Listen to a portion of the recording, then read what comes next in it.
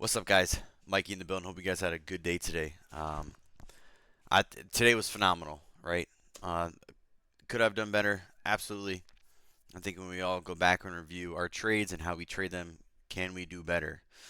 Is a big question that we ask ourselves. But MR, I did execute very phenomenal a few times on this name.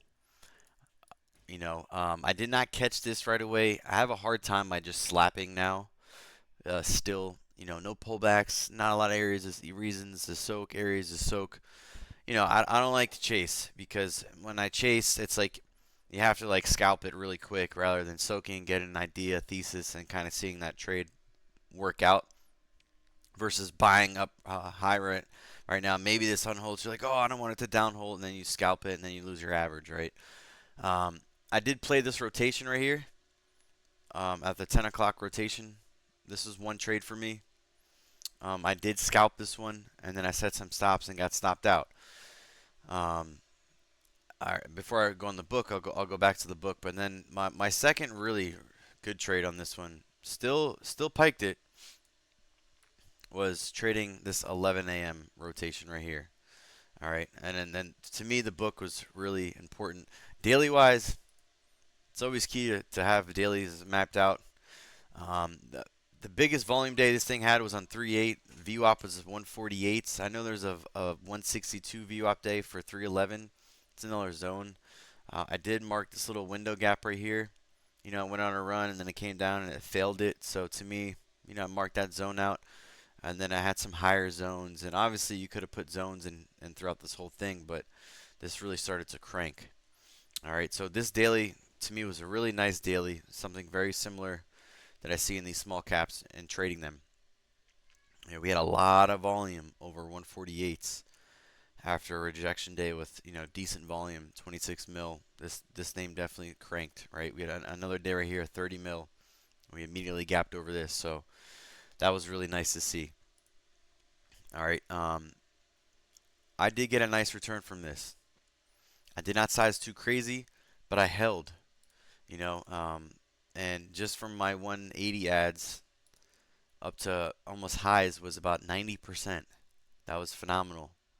That was a really, really great run. There was actually an opportunity up here. Now, mind you, this thing went higher, but there's a great opportunity right here where this thing stalled, had a bunch of bids, so I was able to actually liquidate and get out before it downholted and gapped down, and then continue to consolidate and put in some higher lows.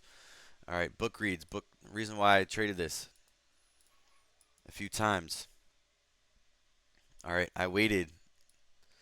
Let's see. I did not catch this whole move. I caught this rotation right here. Okay.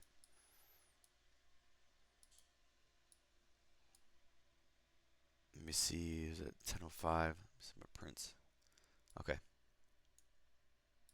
All right. Out of the downhold, this started to rotate. Right. This started to not break down. All right. And then I actually waited. I waited. I didn't just slap it because it halted or opened up. I actually saw this get absorbed right here, and then I went long. All right, and I got a decent move out of this, and I went to see this failed its continuation with really no bids. Mind you, this was a lot harder to read because of the halt. It was such tight halt bands. Lots to learn. I'll be reviewing this a lot. All right, and then I ended up setting stops and it halted down. All right, the next big one, and this one to me was really important, was at almost 11 a.m. rotation. All right, there was tons of volume still trapped in this. We're still, to me, we're above those 148s, huge key level, and we're not breaking down. All right, out of the downhold. It's going to be really good to go back on the book, guys, if you guys got this, to review and see how these halters are trading and how they're really coming out of unholds. The big brain move on this one was Jarrett's famous word, big brain move. To me, is seeing the reactions. I'm evolving into a reaction type of trader where like I want to see what happens when we enter high liquidity, what happens when we pull back, what kind of daily are we trading, etc. All right, so once we started to consolidate and pull back, I actually started to actually soak a little bit right here. But once this bidder came up right here, that's when I actually Uh, took my full position into this right here, right before this started to crank out right here. All right, we had this bidder right here, and then last slap was right into here, and I am having like a 184, 186 average on this one. So I soaked a little bit, and final ad was right here, and then I got caught in this whole run, which was really nice because it just kept halting and halting, and it even did a downhole and then ripped up even higher. So, tons to learn from this. Um, Something that I saw very interesting was this. Something that I was watching was they had this huge seller right here, right? Big fat seller holding this down, holding this down, holding this down, right? Holds it down multiple times, and then finally we get above it, and then it starts to crank again, right? So really something to be mindful of. This thing had huge control, obviously. Um, Tight hold bands, so some of the rules, right, with Nasdaq and things like that to sharpen the toolbox on. All right, RR was another trade that I actually got a decent move out of. Nothing too crazy, but when I was watching this name, right, I saw this bidder get pulled. Someone didn't want to get filled, so I ended up going long on this one. Once we pulled back right here to a previous area of interest, then I went long on this one and caught a decent move. All right, that was about 33% move right there. That was really nice. We retested this upper liquidity on RR, and then it actually topped out and died. All right, super mindful of the daily. Right, I'm always big on these small caps running in their 200s, whether it's EMA, SMA, whichever one comes first. But this topped out fairly quickly. All right, so I got a decent little move out of that.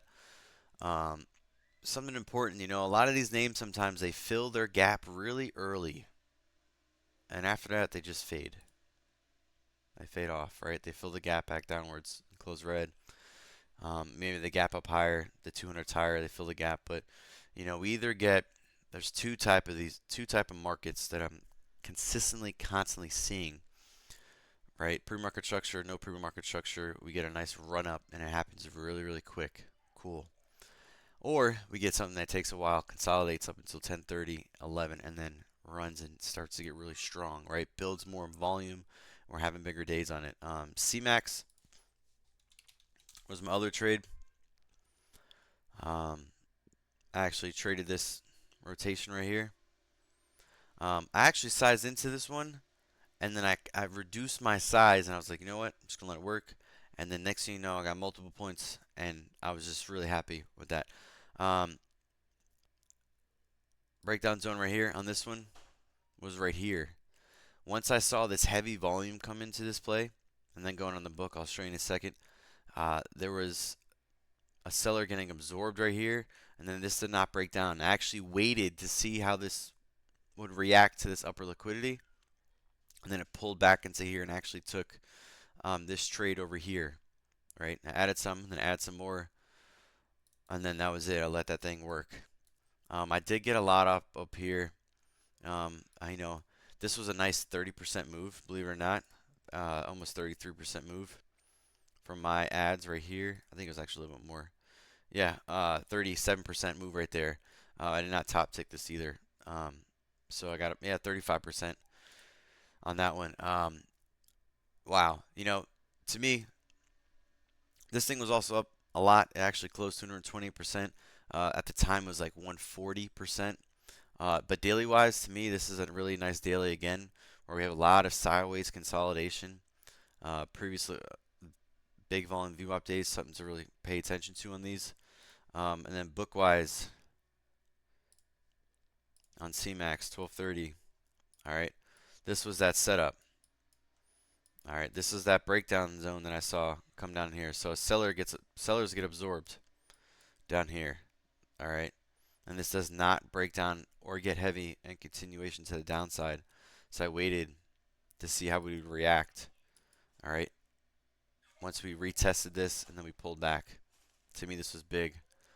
Um, it was very interesting that this liquidity right here was swiped.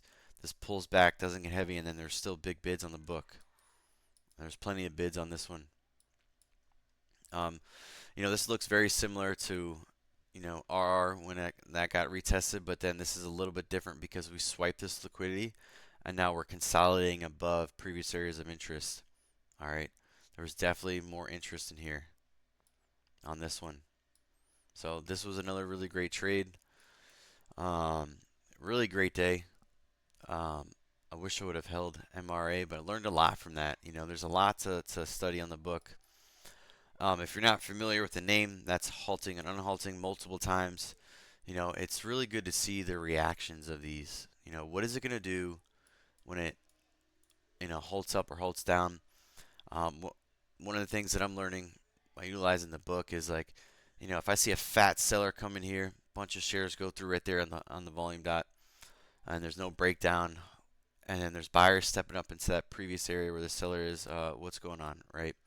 There's plenty of times that this book did this multiple times, right? If buyers are stepping up and it pulls back and there's no more buyers stepping up and halted down. Seller comes pretty strong right here. Buyers try, comes back, halts down, right? Offer, you know. A lot different over here. Sellers come down, buyers are interested, halts up, So this name traded really crazy for a while. Before this broke out, even higher, 168. This was so key, this level. All right, this is a huge level right here. There's a huge initiation right here. All right, 550K goes through 170. This became point of control, right? This is where most of the orders went through, was at 170. Every time we came down and tried to swipe this down, this did not get heavy or continue to the downside, right? So that was a really great pattern on MIRA. I'll be looking to trade these a little bit different next time. But that's all I got. Uh, Great day. Look forward to tomorrow. One of the biggest things for me is to keep building my playbook and keep sticking to the ones that I'm super 100% confident with. I'd rather say super consistent and knock out those 5 figure trades consistently, and then learn from these others.